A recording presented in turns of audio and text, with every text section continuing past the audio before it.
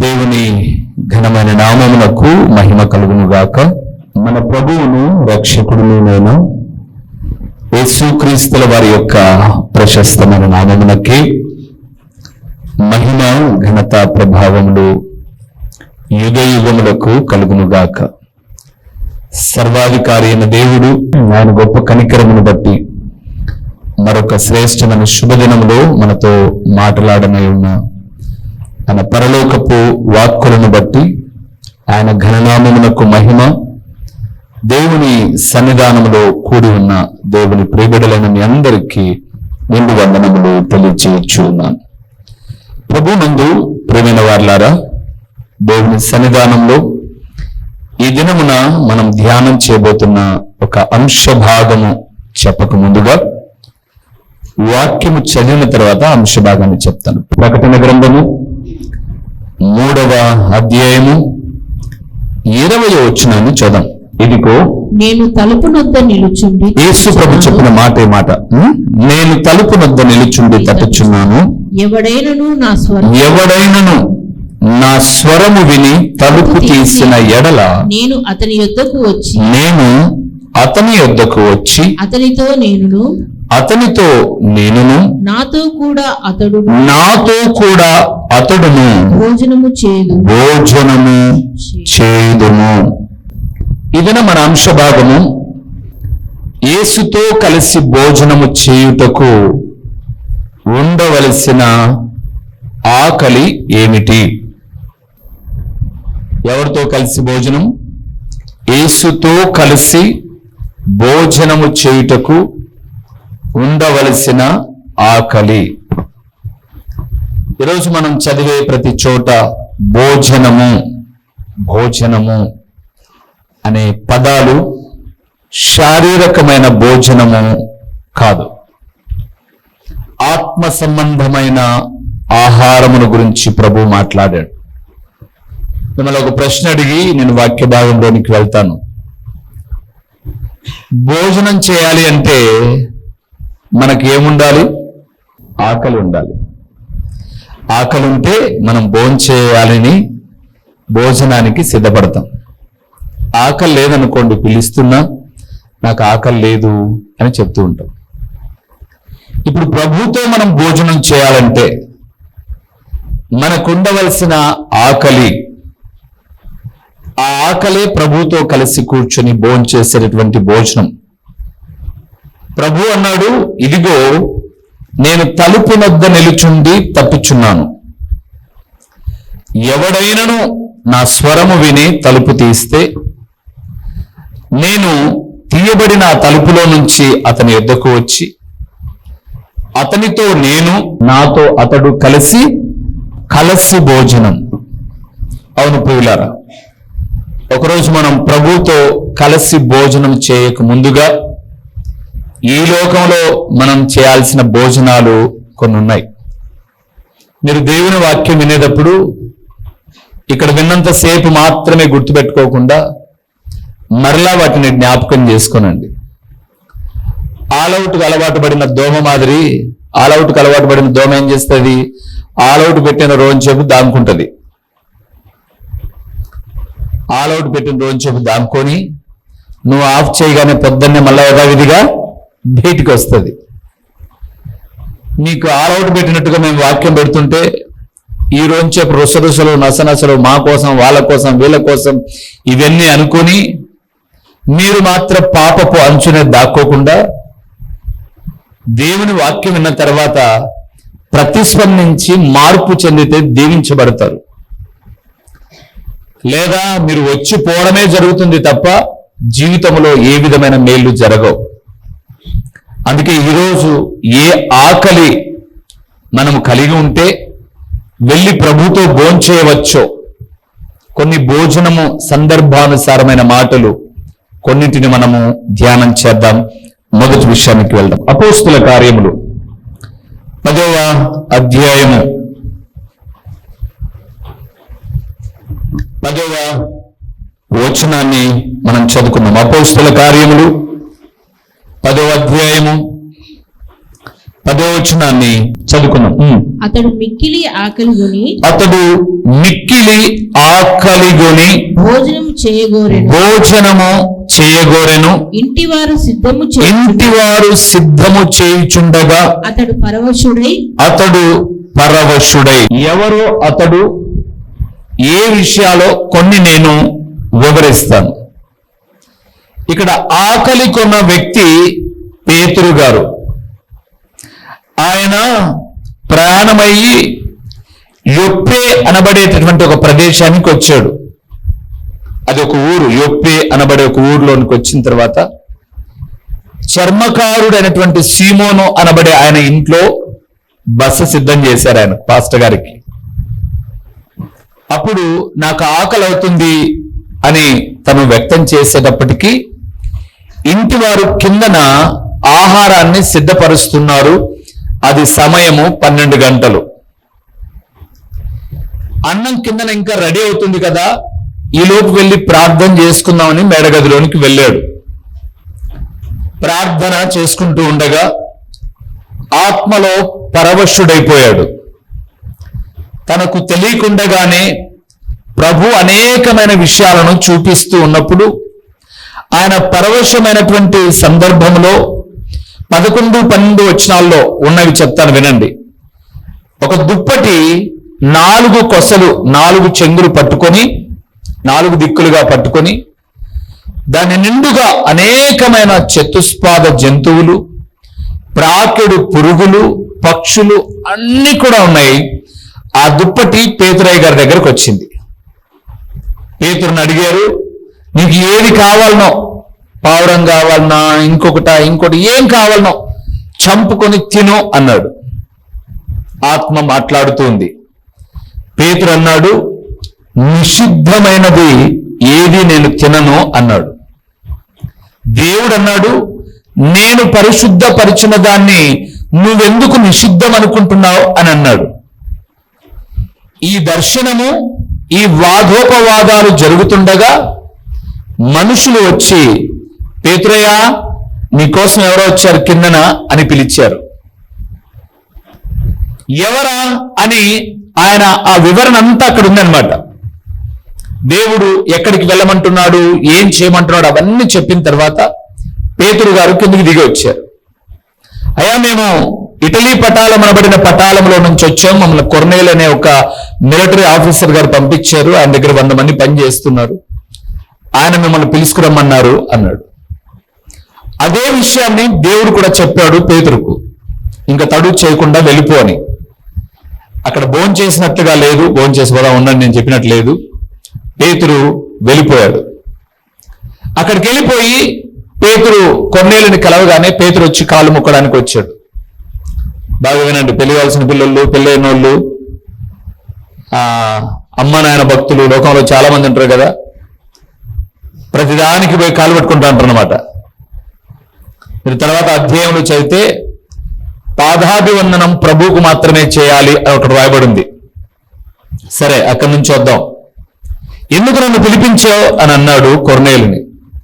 అయా, నాకు దేవుని ఆత్మ ఎలాగెలాగ చెప్పింది, అందుకే నేను పిలిపించాను అని అంటే, ఓకే, అదే విషయాన్ని పేతురు చెప్పి సువార్త ప్రకటన చేశాడు. అప్పుడు ఆ ఇంటిలో కొర్నేలి తన బంధువులు అందరూ బాప్టిజం తీసుకుని రక్షించబడ్డారు. ఇది 10వ అధ్యాయంలో ఉన్నటువంటి స్టేట్మెంట్ అంతా. ఇక్కడ పేతురు ఆకలి ఏంటి అని మనం చూస్తే, కిందన వండుతున్న వంట కాదు, ఆత్మల రక్షణను గూర్చిన ఆకలి.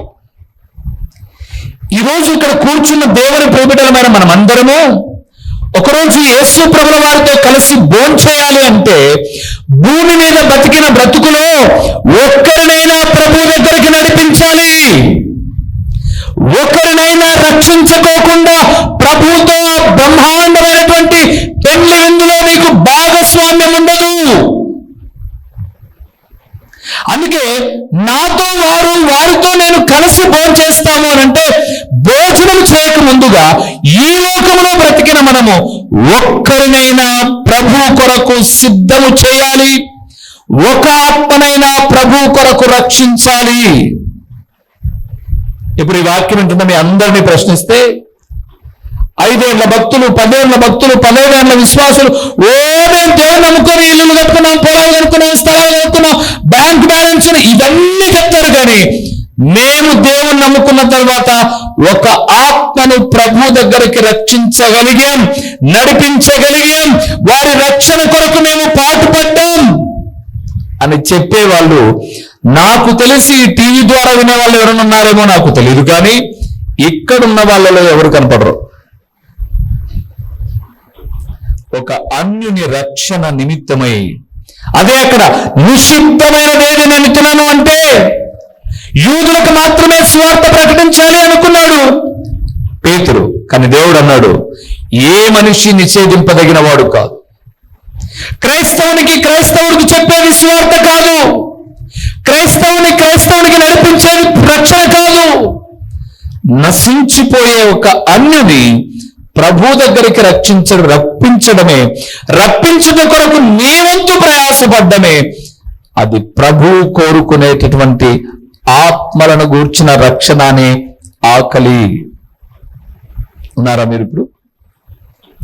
అది మా పని కాదు కదన్నా, పాస్టర్గా మీ పని కదా అని కూడా మీకు అనుమానం వచ్చిండొచ్చు. అది కూడా నేను చెప్తాను. కాపరి, ఏ కాపరైనా, బర్రెల కాపరైనా, మేకల కాపరైనా, గొర్రెల కాపరైనా, ఏ కాపరైనా, కాపరి మందను మేపుతాడే తప్ప ఈనవలసింది మాత్రం చెప్పండి ఎవరు? అంటే కనవలసింది ఎవరు? గొర్రెలు, మేకలు, పశువులు. అవే ఒక ఆత్మను రక్షించేటటువంటి బాధ్యతలో మేము స్వార్థ ప్రకటించు వారమే, మేము మీకు ఆకలి తీరా ఆత్మీయ ఆహారమును అందించే సేవకులమే, ఆత్మల రక్షణను గూర్చిన తపద. అందుకే మీకు జ్ఞాపకం చేస్తున్నాను, కాపరి గొర్రెలను కనడు, గొర్రెలను కంటాయి, మేకలను కంటాయి, బర్రెలను కంటాయి, ఆవులను కంటాయి. కానీ వాటికి కావలసిన మేత మాత్రం కాపరి పెడతాడు. ఇప్పుడు చెప్పండి, రక్షించవలసిన బాధ్యత, ఆత్మలను గూర్చిన తపన ఎవరిది? విశ్వాసులదే. మనం ఎంతసేపు రావడం పోవడం. మన ఇంట్లో అప్పుడు కార్యాలు జరుగుతాయి చూడండి, అప్పుడు పిలిచి, అప్పుడు కూడా దరిద్రం ఏంటంటే, నేను గమనించిన దరిద్రం ఏంటంటే, అప్పుడు కూడా ఏదో స్వలాభం ఆశించి వచ్చి కూర్చుంటాడు తప్ప వాక్యం వినిపించారు.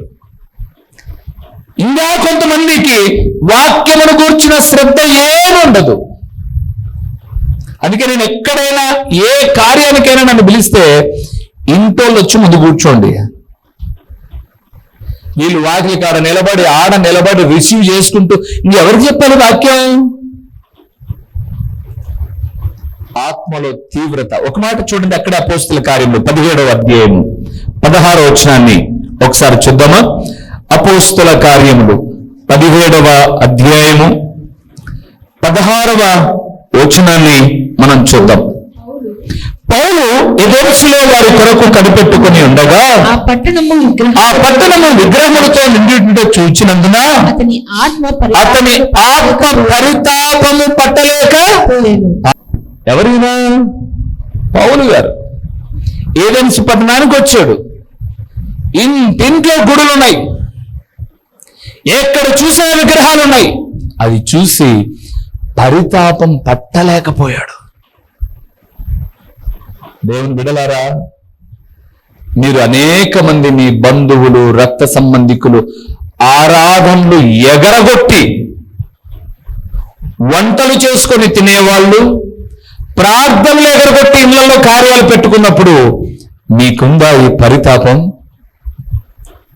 అరే, ఈరోజు ప్రభువును ఆరాధించాల్సిన నేను, ప్రభువును గణపరచాల్సిన నేను, తుచ్చమైన నీచమైన భోజనాల కొరకు, వ్యర్థమైన వాటి కొరకు నా సమయాన్ని నేను పోగొట్టు కూర్చున్నానని ఎప్పుడైనా పరితాపం కలిగిందా? కలగదు. పైపెచ్చు మనము ఏమంటాము అంటే, ఏముందిలే, ఒకరోజు, ఒక 2 రోజులు, ఒకరోజు ఏమైందిలే, ఒక పూట ఏమైందిలే. ఒక మాట చెప్పనా, ఆ బతుకులు అట్టే ఉంటాయి చూడండి. ఆ బతుకులు అట్లే ఉంటాయి. బాగా సాగిపోయినట్టుగా అనిపించవచ్చు, ఒక్కరోజు ఇంట్లోనే లేగుతుంది పోరాటం. నాకు తెలిసిన ఒక కుటుంబం ఉంది ప్రొద్దుటూరు ప్రాంతంలో. చాలా దినాల నుంచి ప్రార్థనకు వస్తారు వాళ్ళు. ఎన్నో పర్యాయం చెప్పాను నేను, చాలా పర్యాయం చెప్పాను. అంటే మన దగ్గరికి రమ్మని చెప్పలే నేను. ఆదివారం కదా, ఈరోజు భార్యాభర్త పిల్లలు మందిరానికి వెళ్ళారా, క్రైస్తవులే, ఎప్పుడు ప్రార్థనకు వెళ్ళిన వాళ్ళు కాదు. ఈయన మాత్రం బ్యాగ్ వేసి తిరిగాడంతా. ఆ మందిరం అన్నాడు, ఈ మందిరం అన్నాడు, అక్కడ అన్నాడు, ఇక్కడ అన్ని తిరిగాడు. నాకేంటండి, 1,30,000 జీతం బ్రదర్ నాది. 60 లక్షలు లోన్ పెడితే షూరిటీ అనుకుని ఇచ్చారు బ్రదర్. నాకేంటి, 1,30,000 నా జీతం అని చెప్పిన మాట. మరి పిల్లలకు రక్షణ వద్దా, వారికి దేవుడి గురించిన సంగతులు వద్దా? వాళ్ళు ఇష్టం బ్రదర్, దేవుడు టైం వచ్చినప్పుడు దేవుడే నడిపించుకుంటాడు. ఇప్పుడు చెప్తానండి, 1,30,000 ఆయన జీతం కలిగిన ఆయనకు ఇప్పుడు అన్నం తింటే కడుపుకు పట్టదు. ఎందుకో తెలుసా? అలారు ముద్దుగా పెంచుకున్నాడు ఒక బిడ్డను. ఆ బిడ్డను తీసుకెళ్లి ఒక చోట ఇచ్చాడు. లక్షల కట్నం ఇచ్చాడు. ఆ మనిషి ఫోన్తో పడుకుంటాడేమో గాని భార్య దగ్గర ఉండడు. ఆ బిడ్డ వచ్చి చెప్పిన మాట, అన్నా నరకమన్న మా ఇంట్లో. కుక్క చచ్చిపోతే 4 రోజులు ఫోన్ చేయాలా? నువ్వు తిన్నావా అని నన్ను అడగలా? మాకు ఒక చిన్న పాప ఉందన్నా, పసిబిడ్డ అన్నది, 1.5 సంవత్సరం. దాన్ని ఎత్తుకోడు, నన్ను మాట్లాడు, ఏం కాదు, నీకేం కావాలో తెచ్చి పెడుతున్నా కదా. ఎట్లా ఇదే నా జీవితం? మాతో మాట్లాడడం, మాతో సన్నిహిత సంబంధం ఇవేమి లేవా అనేసి కొడితే, కన్ను అప్పుడప్పుడు నూనెలో వేసిన అదేంటి పొంగుతాయి చూడండి, పూరి పొంగినట్టుగా ఇంత పొంగి ఇలా ఉంది. లేపాడు ఇంట్లో. డబ్బు శాశ్వతం అనుకుంటారు చాలా మంది, వయసు శాశ్వతం అనుకుంటారు చాలా మంది.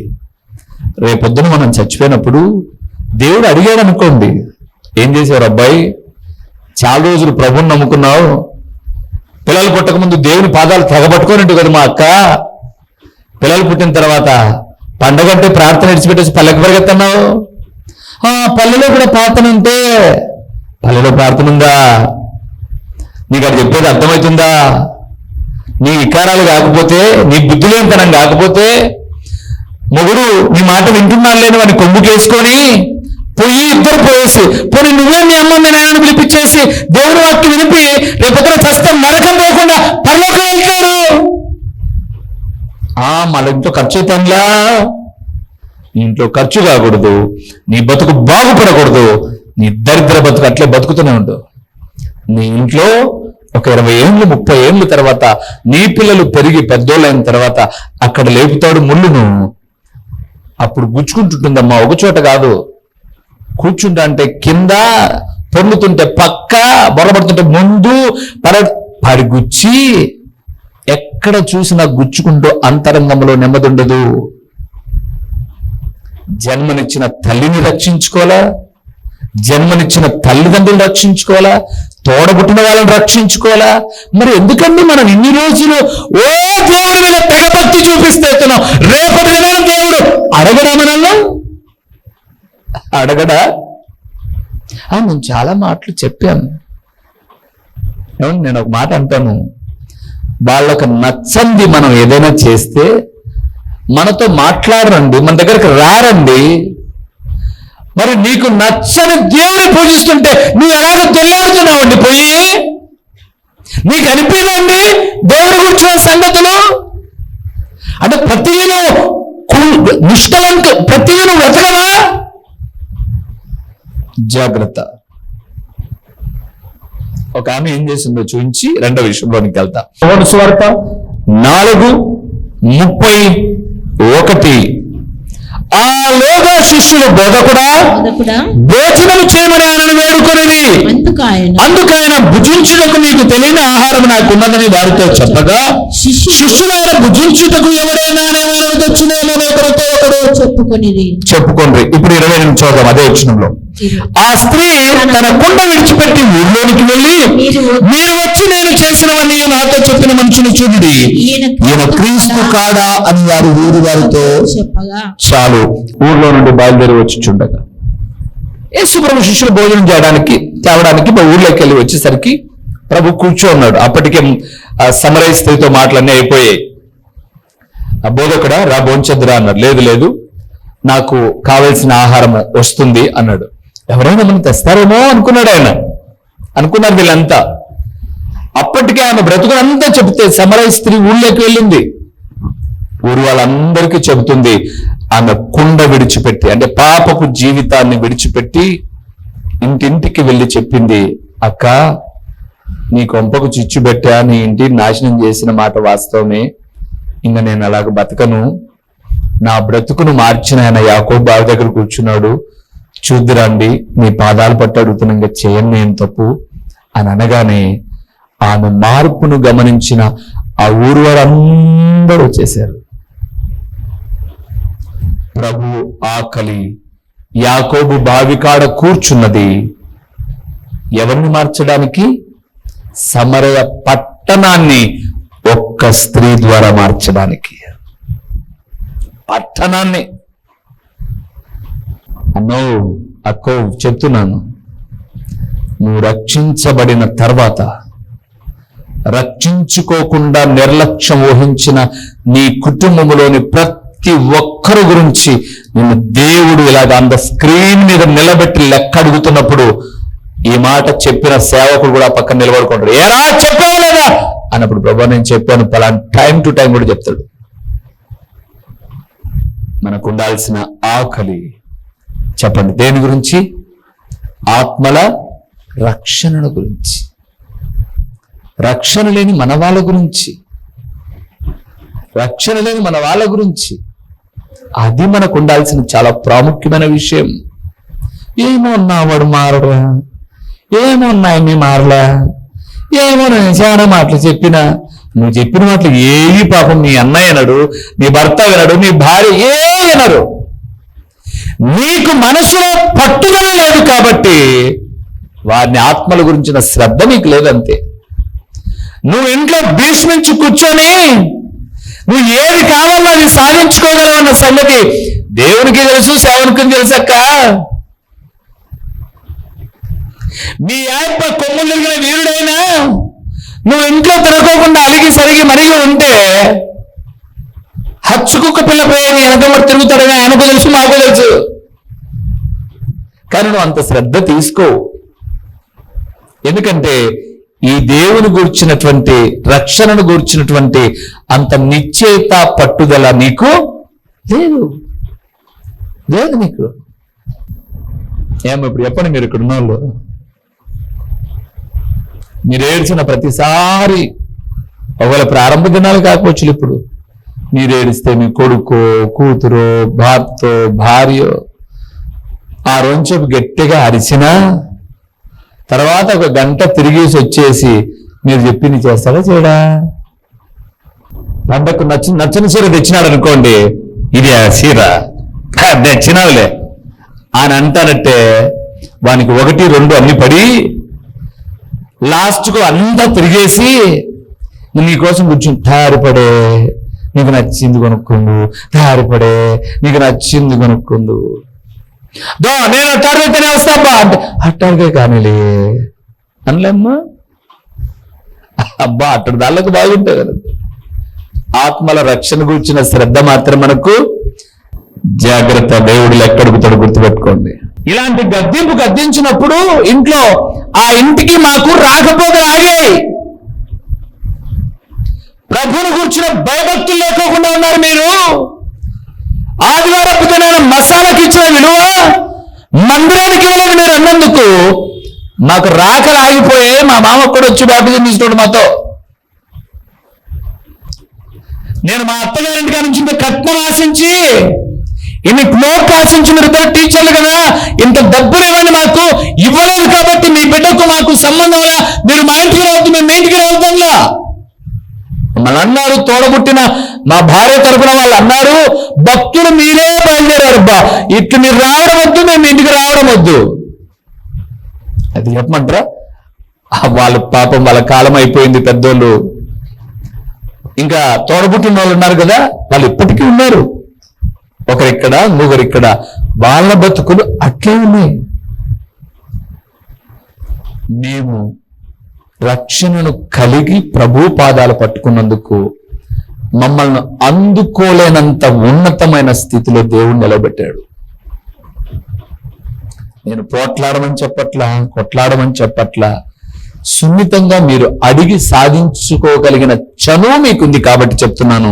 వారి ఆత్మల రక్షణను గురించి మీరేం వహించాలి? శ్రద్ధ వహించండి. ఇప్పుడైనా మా అమ్మ రమ్మనండి, పోతావు, నీ అమ్మకు ఆదివారం ఆరాధనలే, నీకు ఆదివారం ఆరాధనలే, ప్రయాణంలోనే ఉంటారు మీరు, పాపపు జీవితాలే. ఎప్పుడు తినలేదా మన మటన్ చికెను? తిండి కాదండి, ఆత్మల రక్షణ. రెండవది ఏంటో చూద్దామా? 2 రోమీయులకు రాసిన పత్రిక, ఏ ఆకలి ఉండాలో 14వ అధ్యాయము 17వ వచనాన్ని చూద్దాం ప్రియుల. రోమీయులకు రాసిన పత్రిక 14వ అధ్యాయము 16, 17 కలిసి ఉన్నాయి, చదువుదాం ఒకసారి. నీకున్న మేలైనది దూషణ పాలు కానీయకుడే. అది చూడండి, దేవుని రాజ్యము భోజనమును పానమును కాదు గాని నీతియు సమాధానమును పరిశుద్ధాత్మయందలి ఆనందమునై. చాలు ప్రియులారా. రెండవది, దేవుని బిడ్డలమైన మనకు ఉండాల్సిన మరొక ఆకలి ఏంటంటే నీతిగా జీవించాలి, సమాధానంగా బతకాలని. ఎట్లా జీవించాలంట? నీతిగా జీవించాలి. చాలా మంది పెద్దోళ్ళు చెప్పిన మాట అండి, నేను చెప్పిన వాడు మాట కాదు. నీతి లేనివాడంట, ఆ జాతి ఉంటుంది చూడండి, ప్రతి ఒక్కరికి ఒక కులము, ఒక మతము, జాతి ఉంటుంది చూడండి. నీతిగా బతకని వాడు ఎప్పుడు ఆ కులం, ఆ జాతి ప్రారంభమైందో ఆ జాతికి చేతంట. అంటే మన పూర్వీకులు పెద్దలు ఏర్పరిచినప్పుడు ఆ జాతి, కులమత వర్గాలు ఉన్నాయి చూడండి, అవి నీతిగా ప్రారంభమయ్యాయి. మధ్యలో మనం పూసుకున్న రంగు నీతి మాలిన పనులు మనకున్న విలువను దిగజారుస్తాయి. మనకు ఉండాల్సిన ఆకలి ఏంటంటే నీతి తప్పేదని ప్రవర్తిస్తున్నామా? జాగ్రత్త వహించాలి. అరే, వాని భార్య నేను చూడడం ఏంటి నీతి మాలినతనం? అరే, వాని భర్తని నేను చూడడం ఏంటి నీతి మాలినతనం? ఎవరో పిల్లల్ని నేను చూడడం ఏంటి నీతి మాలినత? ఇది లేదండి సమాజానికి ఇప్పుడు, ఇవి లేవు. ఈ నైతిక విలువలు నశించిపోతున్నాయి. చూసాం కదండి మొన్న ఒక వార్త, మదనపల్లి పట్టణంలో 7 సంవత్సరాల పసిబిడ్డను పాడు చేసి చంపి ఒక డ్రమ్ములో కుక్కి పెట్టిన క్రూరముఖం. వాడు సూసైడ్ చేసుకుని చాలా చంపేశారు. సేమ్ నేను అది రిపీట్ అవుతున్నప్పుడు చెప్పాను, ఇదే ఇన్సిడెంట్ తూర్పుగోదావరి జిల్లాలో జరిగింది చూడండి. ఒక పెద్ద ఆయన్ని పట్టుకొని వెళ్ళినట్టుగా వెళ్ళారు, నీళ్లలో చచ్చిపోయాడు అని చెప్పేసి అన్నాడు, ఆత్మహత్య చేసుకున్నాను. వాళ్ళు మనకన్నా మేధావులు. ఎస్పీ స్థాయిలో చదివాడంటే, గ్రూప్ ను కొట్టాడంటే, వీళ్ళ కోసము వాయిదాలు తిరగడం, స్టేషన్లో భూ పెట్టడం, వీళ్ళ వెనకంబడితే 2 సెక్యూరిటీ పంపడం, ఇవన్నీ దండగా అని చెప్పేసి ఇప్పుడు మేలుకుంది. కానీ పాశ్చాత్య దేశాలు ఎప్పుడు మేలుకున్నాయి? మా చిరునామా దైవజనుడు బ్రదర్ ఓ రూబేన్ గారు, క్రీస్తు ప్రార్థనా మందిరం, డోర్ నెంబర్ 1-10-386, నగరిగుట్ట, పులివెందుల, కడప జిల్లా. మీ ప్రార్థన అవసరాల కొరకై సెల్ నంబర్ 9989067409.